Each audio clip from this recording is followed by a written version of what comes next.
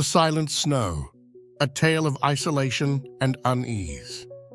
Jason squinted, trying to make out anything through the blizzard. Around him, there was nothing but white. Swirling snowstorms obscured the horizon. He gripped his ski poles tighter, forcing himself forward. Behind him, he could hear Sarah's labored breathing. The scene depicts the eerie isolation of the blizzard, focusing on the tension and struggle of the two friends in the harsh winter environment. "We're lost, Jason," she gasped, her voice barely audible over the howling wind. "The map is useless, and you know it." "We're lost, Jason," she gasped, her voice barely audible over the howling wind. "The map is useless, and you know it." "Just a bit farther," he said, not turning around. "Stay together, we'll find something." The snow crunched underfoot, the sound muffled by the storm. Mark, bringing up the rear, slapped his GPS device in frustration. "It's dead," he muttered. "I told you we should have turned back while it was still light." The storm grew fiercer, and Jason began to doubt they'd find their way. But then, like an answer to a desperate prayer, a dark shape emerged ahead.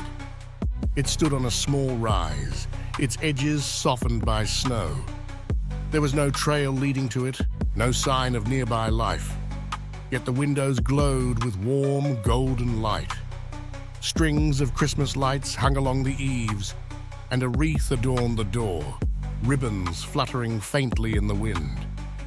"Thank God," Sarah whispered, relief washing over her exhausted face. Inside, the cabin was even stranger than it looked from the outside. The fire crackled merrily in the stone hearth, radiating comforting heat. On the wooden dining table, mugs of hot chocolate sat waiting, steam curling lazily upward. "This is too perfect," Mark said, picking up one of the mugs. "It's real hot chocolate." Sarah sank into an armchair near the fireplace, pulling a blanket over her trembling body. "Someone must live here," she murmured.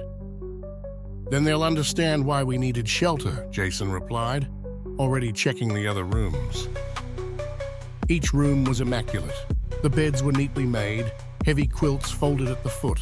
In one corner, a Christmas tree stood adorned with glass ornaments, twinkling faintly. Everything was still, too still. Morning brought clear skies. The storm had passed, leaving behind a pristine, glittering blanket of snow. Jason shouldered his pack and turned to the others. "We'll head down the slope," he said confidently. "We'll find a trail." They set off, the snow crunching underfoot. The air was sharp and cold, but the sun was bright, casting long shadows. Yet after half an hour of trudging downhill, the cabin appeared in front of them once more. "What the hell?" Mark exclaimed, his voice tinged with panic. "We must have turned around somehow," Jason said, though the unease in his gut told him otherwise. They tried again, picking a new direction, then another and another. Each time, the cabin reappeared, as if mocking their efforts. "This isn't right," Sarah whispered, her voice trembling. "The snow. It's like it won't let us leave." That evening, Mark was the first to notice something strange. He sat by the window, staring out into the quiet expanse of snow. "Jason, Sarah," he called, his tone low and urgent. They joined him, peering outside. Near the edge of the forest stood a figure, tall, dark, motionless. "Who is that?" Sarah asked, her voice barely a whisper. "Another lost traveler?" Jason suggested, though his stomach tightened with dread. The figure didn't move. Jason blinked, and it was gone. "Just the shadows playing tricks," he said, trying to sound dismissive.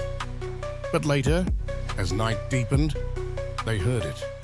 A faint crunching sound, like footsteps in the snow. Slow, deliberate, circling the cabin.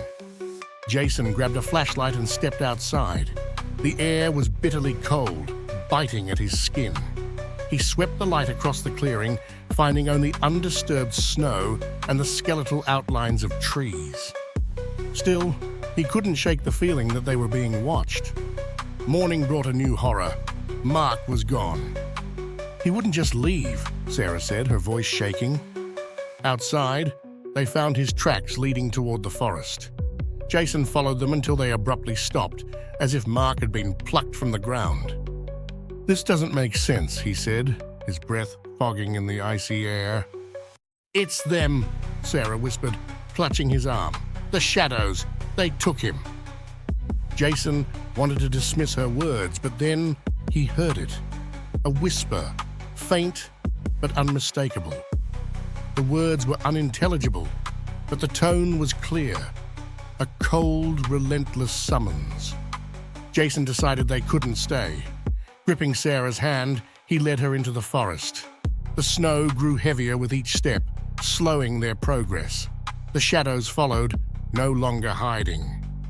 The dark figures moved closer, gliding silently over the snow. With each approach, the temperature plummeted, the air growing dense and suffocating. Sarah stumbled, falling to her knees. "They're here!" she cried, her voice cracking. "They're going to take us!" Jason hauled her to her feet, his heart pounding. He turned, and for the first time, he saw one of them up close. It was tall and thin, its form barely solid. An arm stretched toward him, fingers elongated and dripping with frost. "Run!" Jason shouted, pushing Sarah forward. They stumbled through the snow, lungs burning, until the cabin loomed ahead once more. Its windows glowed warmly, a beacon in the darkness. Inside the cabin, the warmth wrapped around them, but it no longer comforted. "We'll never leave," Sarah whispered, sinking into a chair. Her eyes were wide, unfocused. Jason stared at the fireplace.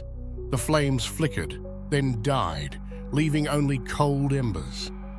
The Christmas lights dimmed, one by one, until the room was cloaked in shadow. Outside, the figures stood still, their presence a silent promise.